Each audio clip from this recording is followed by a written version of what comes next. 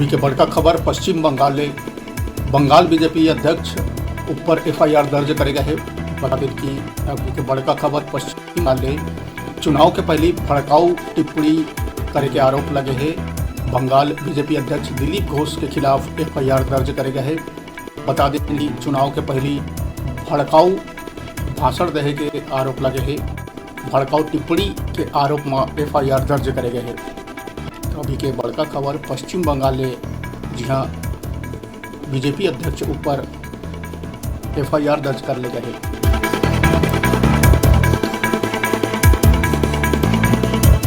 तो बंगाल बीजेपी अध्यक्ष दिलीप घोष के ऊपर एफआईआर दर्ज करे गए हैं। बता दें कि चुनाव के पहले भड़काऊ टिप्पणी करे के लगे रही आरोप जला लेके एफआईआर दर्ज कर लिए गए हैं। तो अभी के बड़का खबर पश्चिम बंगाल जी हाँ बीजेपी अध्यक्ष दिलीप घोष के खिलाफ एफआईआर दर्ज कर गए हैं।